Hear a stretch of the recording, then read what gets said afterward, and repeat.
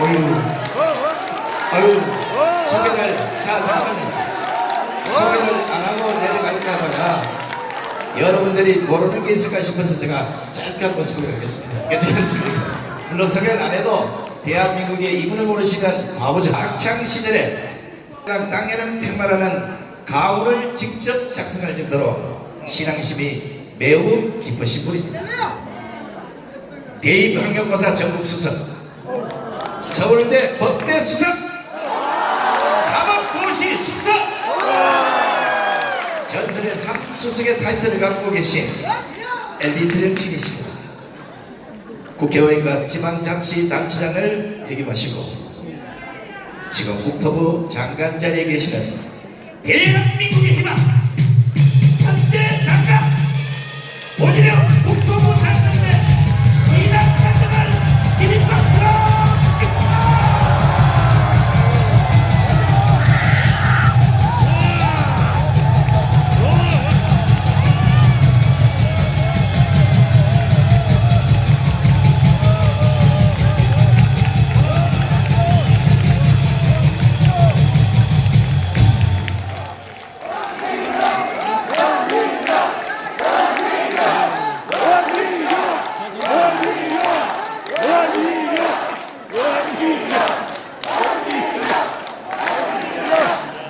제가 어쩔 줄을 모르겠습니다. 안녕하세요. 오늘 장관 명단이 발표가 됐는데요. 오늘 국토부 첫 장관으로서의 임기를 마치는 발표를 받고 지금 여러분들을 뵈러 온 게 이게 처음 일정입니다.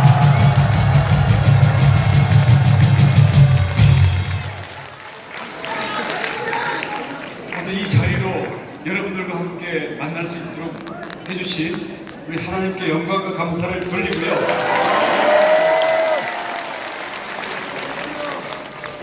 이제 앞으로 제가 어떤 길을, 어떤 역할을 해야 될지 모르겠습니다만은 여러분들과 함께 기도하면서 손잡고 가겠습니다.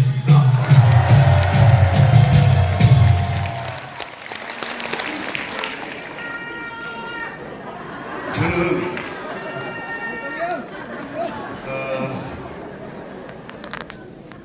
유산을 크게 물려받았는데요. 돈은 아닙니다.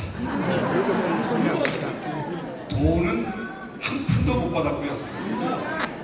대신 유산으로 신앙을 물려받았습니다.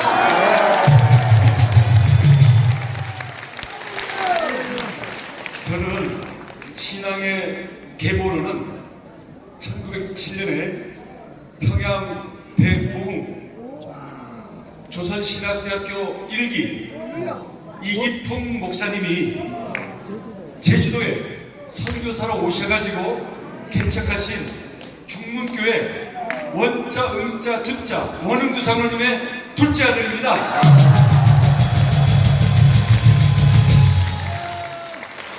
제가 태어나던 1964년에 원장로님은 나이 30살이 있었습니다. 근데 제가 태어나던 해에 장로가 되셨고 지금도 어머니 아버지 건강하게 살아 계시는데요. 70세 때 장로 은퇴하고 지금 90세 되기 때까지 평생 새벽기도를 멈추지 않으신 분입니다. 초등학교 때 학교에서 가훈을 써오라고 했습니다. 아니 뭐 시골에 그런 게 어디 있습니까? 그래서 집에 와서 아버지 우리 집 가훈이 뭡니까? 아버지가 한참 생각하시더니 하늘의 영광 땅에 나는 평화 써서 갔죠. 무슨 가훈이 일어나는 거예요. 아 그래서 어린 마음에 조금 얼굴이 창피했던 기억이 있는데 저희는 늘 가정 예배를 드리고 어릴 때부터 주일학교 성경 말씀에 너무 익숙했기 때문에 아버지의 기도는 이남 삼인데요. 중에 하나는 하나님한테 바치고 또 하나는 땅에는 평화가 인류 평화를 위해서 바치겠다. 꿈이 너무 크셨습니다. 제가 둘째거든요. 저희 형이 목사가 되셨습니다. 아마 우리 형님이 다른 길로 갔으면 제가 목사가 되는 거였습니다. 왜냐하면 한 사람은 하나님한테 바치겠다고 했기 때문에. 그런데 돈은 안 벌리더라고요. 평생 농사만 그냥 허리 꼬부라지도록. 대신 유기농 감귤은 잘 지어가지고 요즘 또 맛있게 해지기 때문에 여기 계신 분들 중에 혹시 몇 분은 저희 우리 장로님이 보내주신 귤을 드신 분이 계신지도 모르겠는데 맛이 좀 없더라도 좀 참고 먹어주십시오. 그냥 그 허리 다 꼬부라지면서 직접 지으신 귤이니까요. 그리고 못생겨도 그게 농약 안 치고 그러니까 드시기 바랍니다. 그래서 저는 어릴 때부터 우리 아버지께서 재산은 못 물려주지만 나중에 반드시 내가 물려준 신앙 때문에 크게 인생에 도움받는 날이 올 것이다. 그래서 저는 유아 세례를 받은 모태 신앙이었기 때문에 어릴 때부터 교회가 너무 익숙해서 저는 습관으로서의 신앙은 저는 한 9단쯤 됩니다.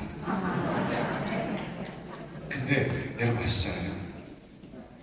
신앙의 모양은 있는데 경건의 모양은 있는데 뜨거움이 없으면 경건의 능력이 없잖아요. 습관으로만 반복되는 신앙은 어떤 때는 도망가고 싶기도 하고. 왜냐하면 세상 사람들 재미있는 거 다 하는데 우리는 못해. 그런 것 때문에 사실 벗어나고 싶은 마음도 어린 마음에 있었고요. 그러다가 이제 또 죽게 생기면 교회를 가죠.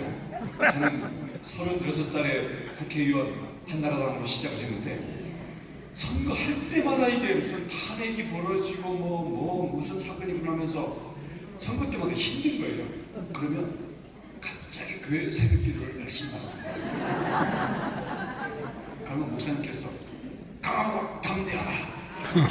그러면 선거에 당선되려고 강하고 담대한 마음을 얻으려고 열심히 교회를 가는데 또 선거 당선되고 나면 어느새 그지 해줘가지고 늘 표어대로 교회를 가긴 하지만 마음속에 뜨거움이 없는 거예요. 그러다가 제가 제주도 지사를 2013년에 갔는데 가자마자 큰 시험이 닥쳐왔습니다. 제주도 의회 조례로 한라산 산신제를 제주도지사가 재관이 돼서 도포 다 입고 제사를 지내야 돼요. 법이 그렇게 돼 있는 거예요. 그래서 정말 고민을 많이 했죠. 제가 누굽니까? 이기풍 선교사가 세운 교회에 원장로 둘째 아들인데 거기다가 솔직한 말로 어디 저 멀리 누가 쳐다보지도 않는 데 같았으면 몰래 살짝 어떻게 모면하려고 했을지도 모르겠는데 제주도지사로 전국의 방송이 되는 한라산 산신제에 제가 재관이 돼야 되는 거예요. 이게 너무나 어려운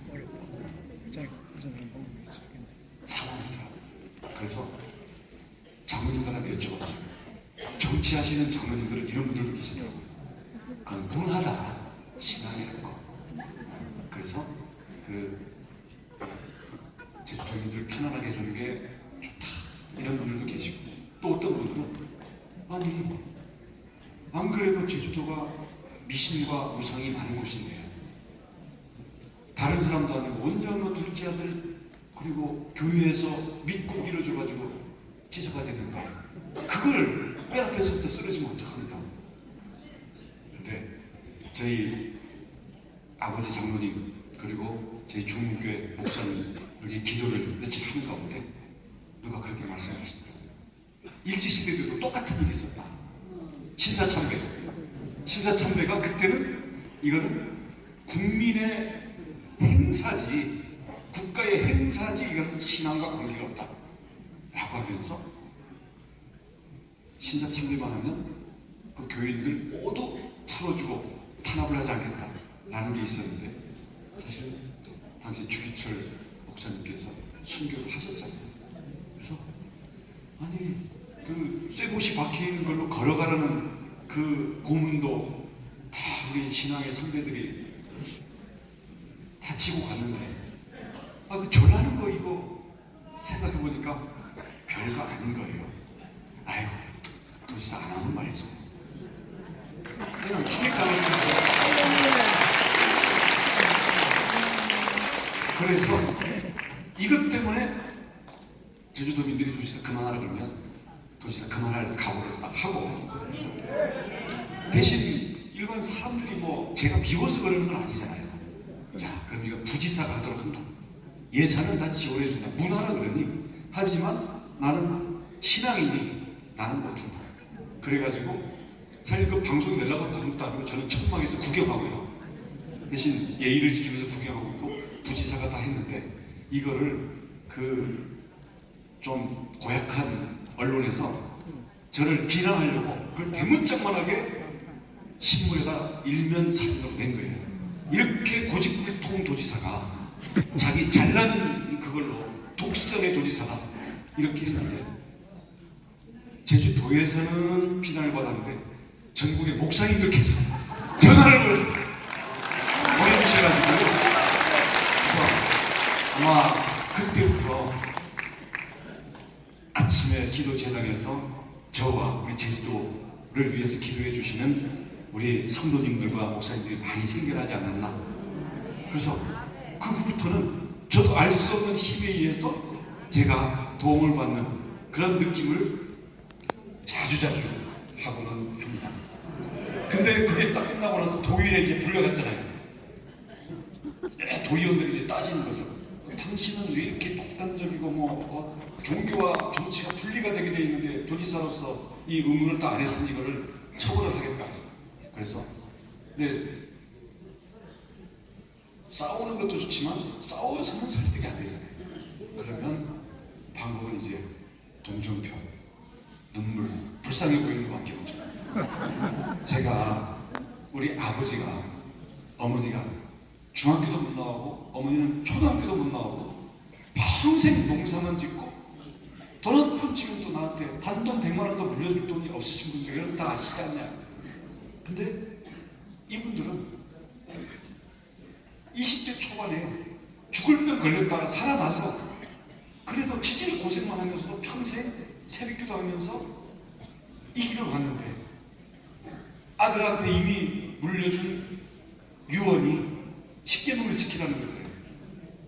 거기 전하지 말라고 했는데, 아니 여러분이라면 그런 아버지 유일한 유언을 도지사가 하려고 해야 되겠다.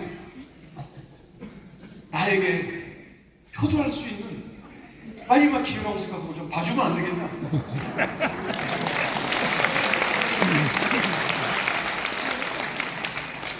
그랬더니 뭐 그냥 쭉 하고 이제 체념해서 얼른 딱 넘어가긴 넘어갔습니다. 근데 그 다음 저는 저보고 산신세에 오라는 소리 자체를 안 해요.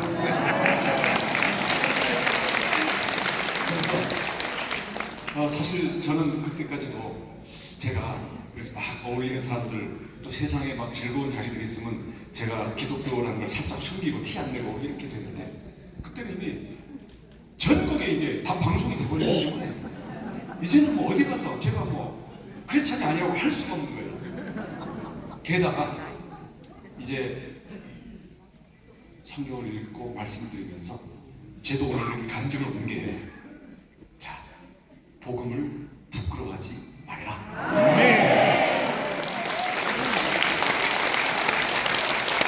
설사 손해가 되고 나한테 어려움이 있고 내 계획에 지장이 오는 날이 있더라도 복음을 부끄러워하면 하나님이 나를 부끄러워하시기 때문에 복음은 부끄러워하지 않겠다. 근데 저는 복음을 부끄러워하는 게 아니라 제가 캥겨가지고 사실은 간증을 잘 못했었거든요. 근데 지난번 대선 문재인 윤석열 대통령 당선되는 그걸 치르고 그 다음부터는 제가 이제는 예수를 제대로 믿어야 되겠다 결심을 하게 됐습니다. 왜냐? 그때 0.73%로 그 개표방송에서 지는 거 보고요. 제가 그때 당시 그 선거 열심히 했잖아요. 1타 의사해가면서 야 0.73%로 겨우 이기는 거야. 내가 너무 충격받아가지고요. 그때부터 이게 뭐가 뭔지 모르겠는 거예요. 근데 그게 악몽으로 해서 한 달 동안 악몽에 시달리는데 꿈속에 대통령이 딴 사람이에요. 누군지 아시겠죠? 그랬더니 우리나라가 갑자기 막 평양에 가 있고, 네, 막 우리나라가 이상한 나라가 돼 있더라고요. 많은 분은 깜빵에 가 있고, 네. 그리고 내가 우리 친했던 우리 나름대로 자유민주주의를 지키던 모든 사람들이 이제 사업하는 사람들까지 다 탄압받고, 그래서 교회는 완전히 다 문에 그냥 대못이 박혀 있는 거예요. 꿈속입니다 물론.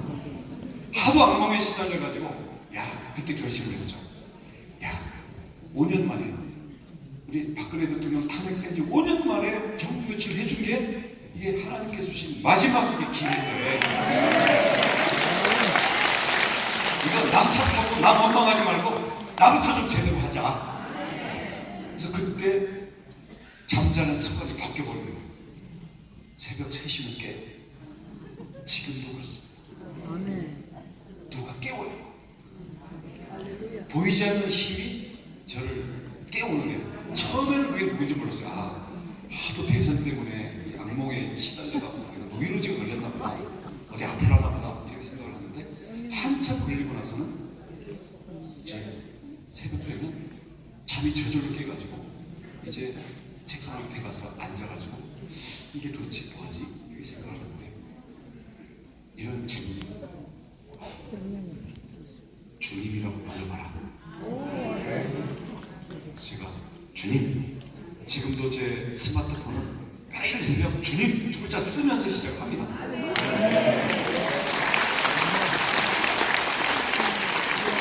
그래서 주님이라고 외치면 너는 정말 나를 주로 보시느냐? 그럼요. 근데 그 물음이 매일매일 계속되니까 제가 생각을 더 하게 되는 거예요. 그럼 나는 모태신앙이고 나는 그래도 제법 그럴듯한 신앙생활을 해왔고 제가 어디 특별히 나쁜 짓도 좀 하긴 했습니다만 아니는 안 한 것 같고 그런데 주님이라는 게 도대체 뭐냐. 근데 이제 하나하나 이제 생각을 하기 시작하는데 이게 보통 문제가 아니에요. 첫 번째로는 주님이라는 건 주인이라는 얘기입니다. 나의 주인뿐만 아니라 이 우주의 주인인 거예요. 모든 걸 만드신 거예요. 그리고 나의 뼈, 근육, 혈관, 신경, 눈, 귀, 코, 내 마음, 심지어는 내 안에 못된 나의 성질머리까지도 다 만드신 거예요. 내 사랑하는 아내, 우리 자녀들, 우리 아버지, 장모님 다 우리 여러분 이 자리에 있는 모든 인간 피조물들까지 다 만드신 건데 그럼 만들어줬으니까 끝이다 이게 아니고 너는 나의 것이다. 주님의 소유인 거죠. 그러면 주님의 소유이기 때문에 주님이 주신 것을 다시 나를 위해서 바쳐라. 그럴 때는 바쳐야 되는 거죠. 왜냐하면 주인이 주님이기 때문에.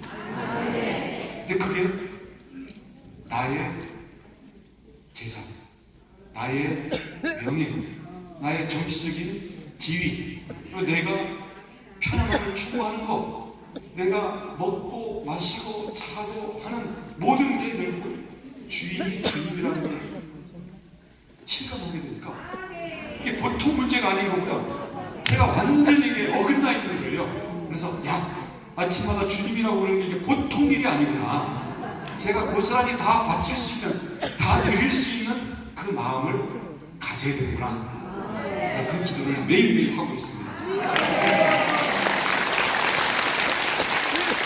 근데 누군 안 그럴 거 아니에요. 그거는 기도 속에 들어가면 되는데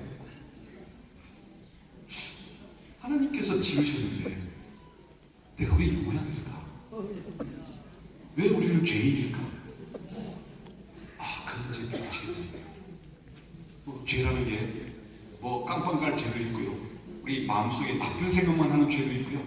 근데 나쁜 생각 안 하고 아주 좋은 위인들도 다 죄인이라고 우리 성경에서 얘기하잖아요. 원죄잖아요. 아담과 이브 때부터 온 하와 때부터 온 원죄인데 그게 뭘까? 그래서 저는 그 죄의 문제에 대해서 한참 고민과 기도를 많이 했습니다. 근데 가르쳐 주셨어요. 죄는 하나님이 사람을 만들 때 너무 사람을 써가지고 기계나 노예로 만든 게 아니라 자발적으로 순종할 수 있는 선택권을 가진 의지와 욕구와 자아를 지닌 인간을 만들어 놓은 거예요. 사랑하셨기 때문에. 근데 문제는 뭐냐? 이렇게 자율권을 줘놨더니 자기라는 거는 자기 생각만 하는 거예요. 내 안에는 자기가 꽉 차 있고요. 또 나한테 주어진 육체라는 거, 주님의 전으로 주어진 육체가 자기 욕구 충족을 위해서 남의 것도 뺏고 뭐든지 절제하지 못하고 나는 그냥 무조건 욕구 충족을 하고 싶으니까 이 본성이 죄로 되는 거예요. 그래서 우리가 육체의 생명과 자기라는 자아를 가졌다는 것 자체가 죄니까 우리 이걸 중심으로 모셔버리면 하나님 위에 자기가 있고 하나님보다 앞에 자기 목표와 자기 계획이 가고 이게 죄잖아요. 그렇게 보니까 저는 정말 시커먼 죄인인 거예요. 제 안에 너무 자기가 가득 차 있고 자기 계획으로 자기 위주로 살고 있고 그러다 보니까 내가 하나님으로부터 많이 멀어져 있고 내 안에 꽉 차 있는 것들이 이제는 물어보는 거죠. 하나님으로부터 온 것은 거룩한 것이고 하나님으로부터 오지 않은 것은 사단의 것이거나 정체불명의 수상한 것이죠. 그래서 제가 감옥에 갈 법을 어기지 않고 마음으로 나쁜 생각을 직접 하고 있지 않더라도 나는 바탕 자체가 시커먼 죄인이다라는 것을 인정하지 않을 수 없었고 그렇게 되니까 이제는 주님한테 죄인이라는 것을 꿇어엎드려가지고 이제 물어봐야 돼요. 주님, 제 안에 있는 이 생각, 내 안에 있는 이 욕구, 내 안에 있는 이 어떤 힘, 이게 주님이 주신 겁니까? 아니면 자기 생각 때문에 나온 겁니까?를 물어봐야 이제는 그에 대해서 내가 깨끗한지 아니면 내가 죄에 매여 있는지를 가리게 되면서 점점 예민해지게 되더라고요. 그래서 이거를 죄에 대해서 깊이 생각하게 되니까 죄에 대해서 예민해지고 그러다 보니까 내가 잘나고 내가 하나님보다 위에 있을 그런 생각들에 대해서 제 스스로 많이 이제 눈물로 회개하고 내 스스로 자기를 치는 그런 시간을 많이 갖게 되죠. 근데 이걸 시키시려고 새벽에 못 자게 계속 깨우시는 거예요. 이러다 보니까 제 내면에서부터 변화가 오게 됩니다. 우선 제가 공부 잘했다고 그러잖아요. 똑똑할 것 같잖아요. 약간 그런 면이 있는데 그러다 보니까 세상 어떤 일에 대한 판단이나 사람이 어떤 이런 잘못 같은 게 빨리빨리 눈에 들어와요. 비판적이라는 게 있죠. 어떤 때는 좀 내가 잘났다는 생각 때문에 내가 안다 이런 자기 교만이 있을 수가 있는 거예요. 주님께서 그러셨습니다. 너도 피조물, 다른 사람들도 피조물.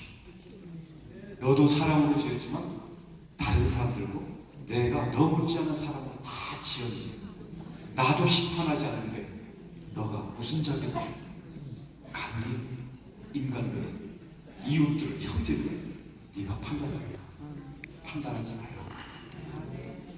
그래서 그 기도를 한참 하고 나니까 갑자기 좀 안 예뻤던 사람들이 괜히 예뻐 보이는 거예요.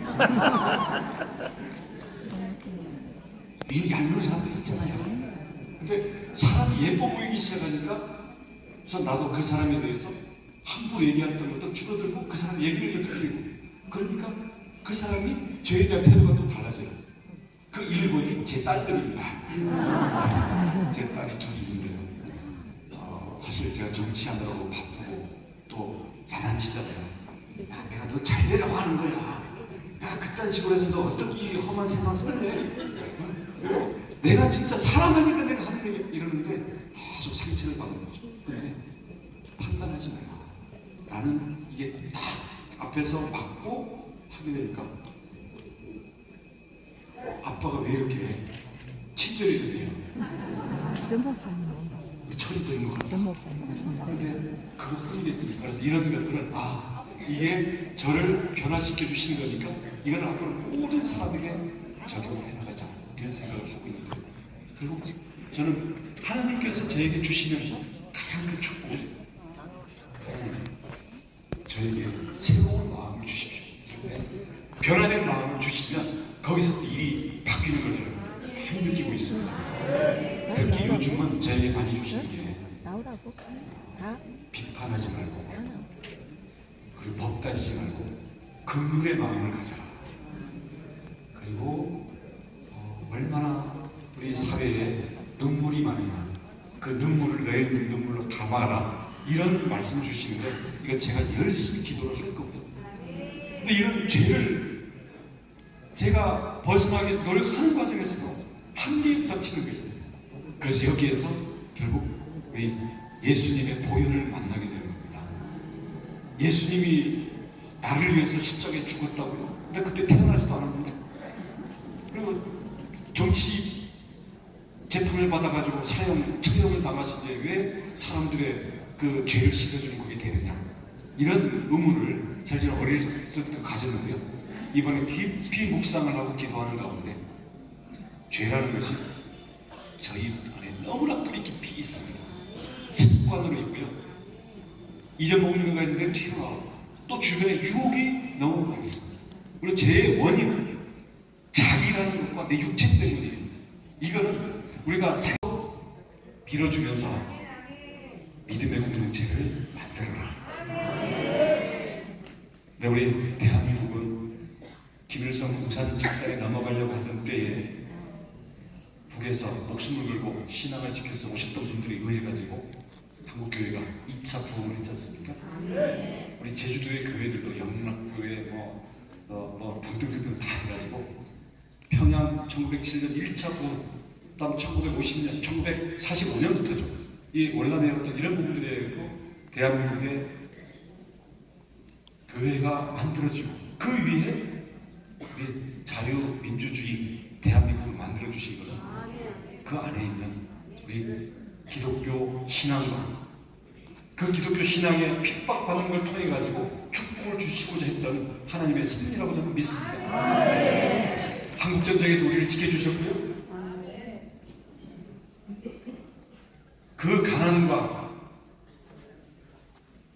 전쟁의 폐허에서 세계가 우러러보는 대한민국을 만들어 주셨습니다.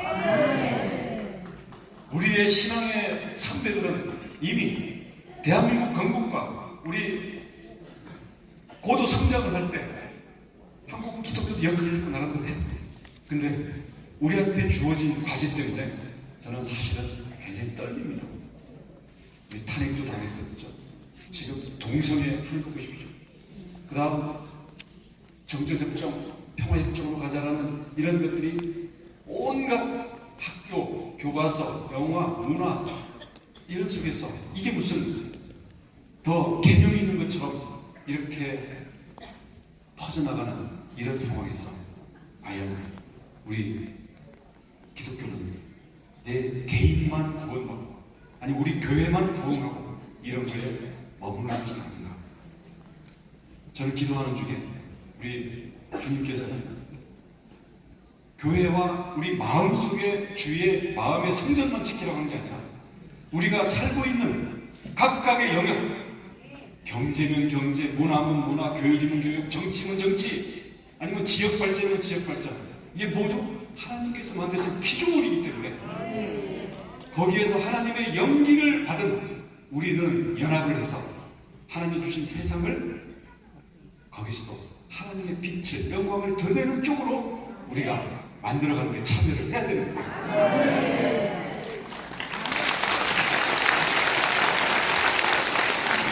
그래서 저는 이 어려운 우리의 나라의 상황과 정치 상황을 그래도 거의 자빠질 거라는 걸 그래도 반쪽으로 돌려놓는데 여러분들의 역할이 크다고 생각합니다. 이제 저도 이제 장관직 앞으로 한 20일 동안 더 해야 됩니다. 왜냐하면 청문회 다음 분. 근데 다음 분 청문회가 끝나서 제가 장관직에서 제대해가지고 고향 앞으로 가! 그러면은 저는 제가 원래 2000년도부터 한나라당 국회의원 3번 했고요. 제주도지사 2번 했고요.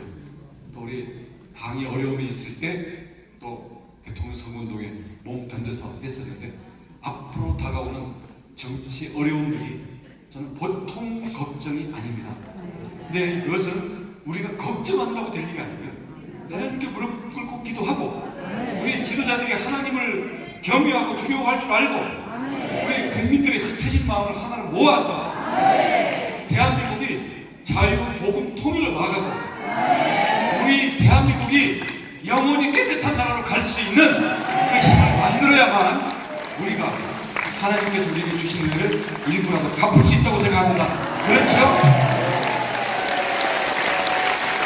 저는 복음을 부끄러워하지 않는다고 했던 것처럼 우리 공산화를 막고 자유대한민국을 만들었고 가난해서 우리 잘 사는 대한민국을 만들었던 그게 2번째 점프였다고 한다면 3번째 점프는 지금 공산주의와 이념에 의한 인간의 지배 그리고 인간의 우상 이걸 꿈꾸는 우리 북한과 주변의 이러한 기운들을 우리가 믿음으로 그리고 우리의 헌신으로 우리의 희생으로 이것을 이겨내고 자유, 복음, 통일을 이룰 뿐만 아니라 우리 사회에서 국민 통합을 이뤄내고 전 세계에 이제는 우리가 가장 앞장서는 제사장 나라로서 빛을 발할 때가 왔다. 그래서 저도 복음을 한때는 좀 부끄러워하고 한때는 제가 죄책감 때문에 캔겨서 조금 쭈삣쭈삣했는데요. 이제는 정치 영역에서든 제 내면의 마음의 영역에서든 아니면 여러분들처럼 앞으로 손잡고 함께 우리의 영역에 하나님의 주권을 세워나가는 그런 일에 저도 앞장서고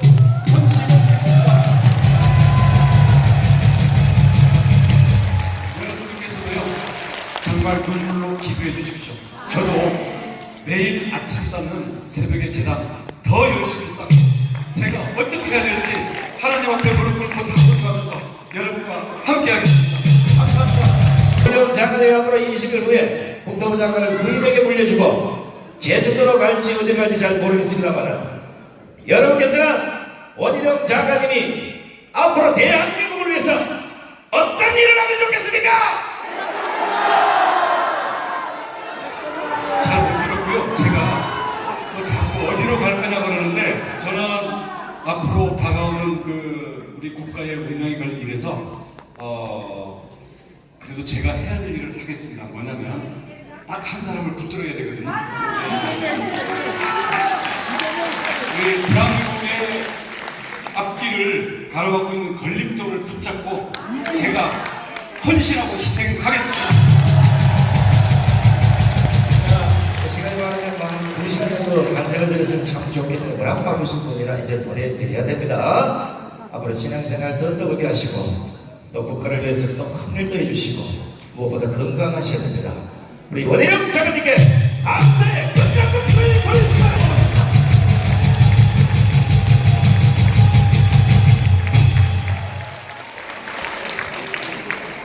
자, 원희룡